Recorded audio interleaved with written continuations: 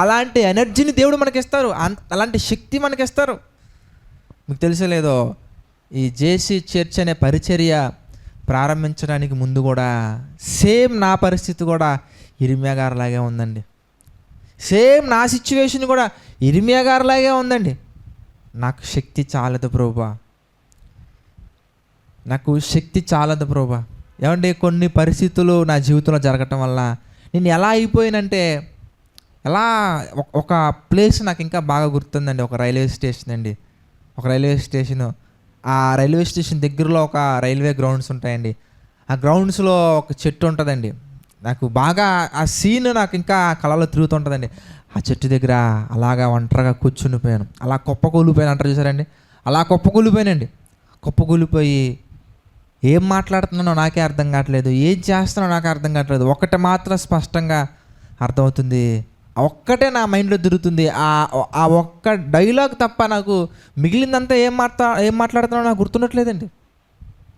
అయ్యా ప్రభువా, నేను ఎక్కడ ఉండాల్సినటువంటి వ్యక్తిని, నేను ఏ పార్టీ వాడిని, అసలు నన్ను ఎందుకు సెలెక్ట్ చేసుకున్నావు, నాలో ఏ మంచి చూసావు నువ్వు, ఇంతకీ నేను ఏం చేయగలనని నాకు అనేకమైనటువంటి విషయాలు తెలియజేశావు. నేను ఏం చేయగలనని చెప్పేసి ఈరోజు మీరంటే ఒక నమ్మకం, మీరంటే ఒక ప్రేమ, ఒక భక్తి, ఇవన్నీ నాకు ఎందుకు నేర్పించావు? ఇవన్నీ నేర్పించినప్పటికీ ఇవి చేయటానికి నా దగ్గర డబ్బులు లేవు, ముందుకు సాగడానికి నా దగ్గర ఏదీ లేదండి. ఒక చిన్న సోర్స్ కనిపించినా కానీ నేను వెళ్ళగలను ప్రభువా, నాకు ఏది కనిపించట్లేదు, నేను ఎలా వెళ్ళాలి ప్రభువా అన్న వెంటనే ప్రియులారా, నాకు ఈ మాటలే నాకు వెంటనే గుర్తొచ్చేయండి. నేను నీకు తోడై ఉన్నాను. శక్తి చాలదు అనొద్దు, శక్తి చాలదు నువ్వు అనొద్దు.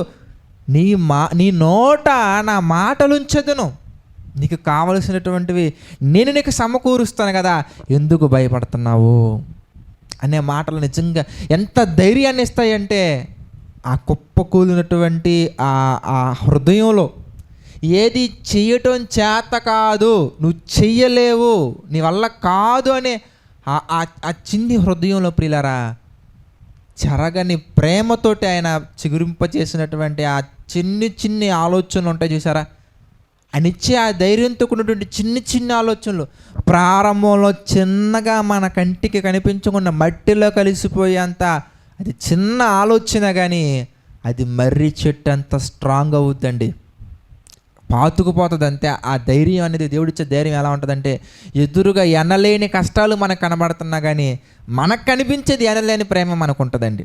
మన చుట్టూ ఉన్నది ఎనలేని కష్టాలు, మనం సాధించలేని కష్టాలు మన కళ్ళ ముందు ఉన్నా కానీ ఆ ప్రేమ మనకు ఉండటంతో మనం ఎలా వెళ్ళిపోతామంటే, ఏ మాత్రం వెనకడుగు వేయకుండా మనం వెళ్ళిపోతూ ఉంటామండి. అది దేవుని యొక్క ప్రేమ అంత ధైర్యాన్ని ఇచ్చింది ప్రియులారా. ఈవెన్ మోషే గారి సందర్భం మనం ఆలోచించామనుకోండి, మోషే గారి సందర్భంలో కూడా మోషే గారు దేవునితో మాట్లాడతారండి. అయ్యా ఏంటి ప్రభువా, అలా అంటారేంటి ప్రభువా, ఎలా అంటారేంటి ప్రభువా అన్నప్పుడు దేవుడు చెప్పే ధైర్యం మీరు చూస్తారు ఎలా ఉంటుందో, దేవుడు చూపించే ఆ గొప్ప ప్రేమ చూస్తారు ఎలా ఉంటుందో. మన జీవితంలో కూడా మనందరం కూడా కొన్ని పనులు చేసేటప్పుడు అది ఎదుటివారి ద్వారా అవ్వచ్చు, మనలో కలిగే నిరాశ వల్ల కావచ్చు, లేదా ఏదో ఒక విధంగా మనలో ఒక నిరాశ వచ్చేస్తుందండి, ఇది నేను చేయలేను, ఇది నా వల్ల కాదు. ముఖ్యంగా పరిచర్య చేయాలనుకున్న వారికి ఇలాంటి నిరుత్సాహం ఎక్కువగా వచ్చే అవకాశాలు ఎక్కువగా ఉంటాయి. దేనికంటే మనుషులు ప్రోత్సహించే వాళ్ళు మనకు కనిపించరండి.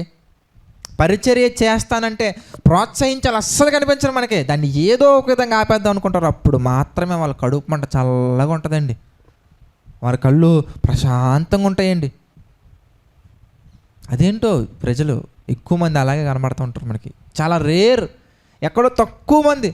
అలాంటి వాళ్ళని నిజంగా సన్మానించాలి. ఎవరైతే దేవుని పరిచర్యను ప్రోత్సహించే వాళ్ళు ఉంటారో అలాంటి వాళ్ళు మనం సన్మానించాలి. ఎక్కడో తక్కువ కనబడుతుంటారండి, వాళ్ళు ఎలాంటి స్వార్థం లేకుండా, ఎలాంటి కపటం లేకుండా మంచి హృదయంతో, బ్రదర్ మనం ఇంకా చేద్దామండి, మీరు ఇంకా చేయాలండి, మేము ఇంకా చేయాలండి, మా కొరకు మీరు ప్రార్థించండి, మీ కొరకు మేము ప్రార్థిస్తామండి అని పరిచర్యను ప్రోత్సహించే వాళ్ళు తక్కువ కనబడుతుంటారు. కానీ ప్రతి ఒక్కరు ఎక్కువగా ఎలా కనబడుతుంటారంటే, పరిచర్య చేస్తానంటే చాలండి, వాళ్ళు అస్సలు ప్రోత్సహించరండి.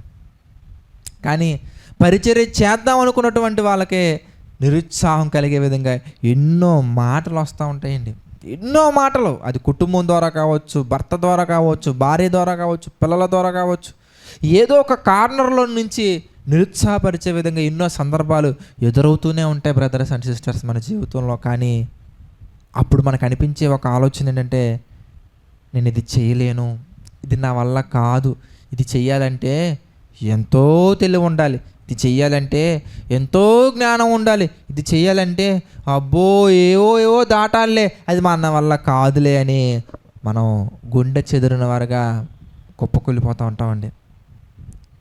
మన హృదయం సహకరించదండి, మన మాటలు అనేవి తడబడతాయండి, మనం ముందుకు వెళ్ళలేం ప్రియులారా. అలాంటి పరిస్థితుల్లో కూడా మనకు తోడుగా ఉండేది దేవుని యొక్క ప్రేమ మాత్రమే. నిర్గమాకాండం మనం చూస్తానండి. నిర్గమాకాండంలో 4వ అధ్యాయం మనం చూద్దాం. 4వ అధ్యాయంలో మోషే గారిలో ఉన్నటువంటి ఆలోచనలు మనం ఒకసారి ఈ సందర్భంలో మనం చూస్తానండి. ఏమండి 4వ అధ్యాయము 1వ వచనం మనం చూస్తే, అందుకు మోషే ఏమంటున్నారండి, చిత్తగించుము, ఏమండి వారన నమ్మరు, పంపిస్తున్నది దేవుడు కదా, నమ్మితే నీకేంటి, నమ్మకపోతే నీకేంటి, చెప్పింది చేయాలి కదండి. కానీ అది అబద్ధమైన అయి ఉండొచ్చు, ఏదైనా అయి ఉండొచ్చు ప్రియులారా. కాన్ఫిడెంట్ లెవెల్ తగ్గితేనే కారణాలు అనేవి తన్నుకుంటూ వస్తూ ఉంటాయి హృదయంలో నుంచి. ఇష్టమైనా లేకపోయి ఉండాలి, లేదంటే కాన్ఫిడెన్స్ అనేది తగ్గి ఉండాలి. కానీ దేవుడు మనల్ని ఎన్నుకున్నాక, దేవుడు మనల్ని సెలెక్ట్ చేసుకున్నాక, ఆయన మనకి నేర్పించే విధానం, ఆయన మనల్ని చూసే విధానం ఎంత చక్కగా ఉంటుందంటేనండి, చిన్నపిల్లలకి ఏ విధంగా అయితే అది చెప్పి ఇది చెప్పి, అలా దేవుడు అబద్ధాలు చెప్పరులేండి, నిజాలు చెప్తారు. తల్లిదండ్రులు అబద్ధాలు చెప్పి అన్నం తినిపిస్తారులేండి, దేవుడు నిజాలు చెప్పి అన్నీ నేర్పించుకుంటారు. కొంతమంది తల్లిదండ్రులు అబద్ధాలు చెప్పి అన్నం తినిపించుకుంటూ వెళ్తూ ఉంటారు, కానీ దేవుడు అబద్ధాలు చెప్పరు, ఉన్నవి చెప్పి అన్నీ చేసే ధైర్యాన్ని మనకిచ్చి అండగా నిలబడతారు ఆయన. మోషే గారు అంటున్నారండి, అయ్యా వాళ్ళు నన్ను నమ్మరు, దేవుడు నాకు ప్రత్యక్షం కాలేదంటారయ్యా అన్న వెంటనే దేవుడు పిల్లరా విసుక్కోలేదండి. మీరు చూస్తే 3వ అధ్యాయం దగ్గర నుంచి దేవుడు మోషే గారితో మాట్లాడుతూనే ఉంటారండి. దేవుడు మోషే గారికి చాలా విషయాలు నేర్పిస్తారు, చాలా చెప్తారు. నేను ఎవరో తెలుసా, నేను ఎలా వచ్చానో తెలుసా, ఇదిగో ఇది పరిస్థితి, ఎలా ఉండాలి, అలా ఉండాలి అని ఫ్యూచర్లో జరగబోయే ప్రతి ఒక్కటి కూడా పోసగుచ్చినట్టుగా దేవుడు మోషే గారికి తెలియజేసినప్పుడు మోషే గారు చక్కగా విన్నారండి. ప్రసంగం అంతా విని ఏమంటున్నారంటే, నాకు అంత శక్తి లేదు కదా ప్రభువా, వాళ్ళని నమ్మరు. వెంటనే మళ్ళీ దేవుడు మోషే గారికి ఇంకో కర్ర కింద పడివేయి, అది పాముగా మారుతుంది.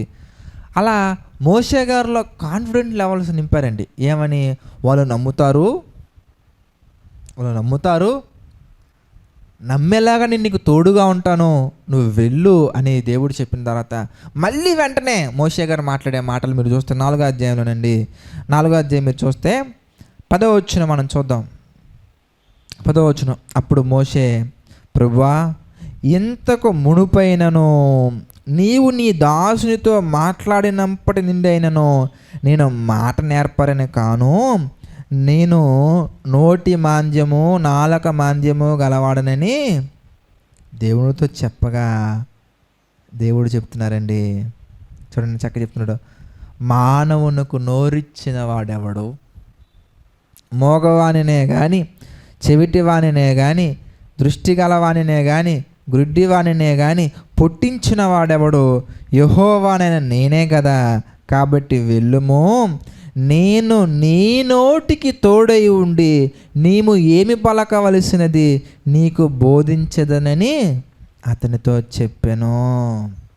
నీకెందుకు, నువ్వు వెళ్ళు, నేను ఉన్నాను కదా, నీకెందుకు నువ్వు వెళ్ళి, నేను ఉన్నాను కదా. ప్రియులారా, మనతో ఎన్నో సాహసాలు చేయించి చరిత్రలో మనకంటూ ఒక పేరు ఇవ్వటానికి, చరిత్రే గుర్తుంచుకునేలా మనల్ని చరిత్రలో నిలబెట్టడానికి జరగనటువంటి గొప్ప క్రియలు దేవుడు మనతో చేపిస్తారండి. అలా చేయించడానికి, అలా మనల్ని ఒక ప్రయోజకునిగా చేయడానికి, అలా మనల్ని ఒక గొప్ప వ్యక్తిగా నిలబెట్టడానికి దేవుడు ఎన్నో చేస్తారండి. మనకి ఎన్నో చేస్తారు. కొన్ని సందర్భాల్లో గద్దిస్తారు కూడా, కొన్ని సందర్భాల్లో కోపడతారు కూడా. ఆ కోపం ప్రేమతో వచ్చే కోపమే తప్ప పగబెట్టుకున్న కోపం కాదండి.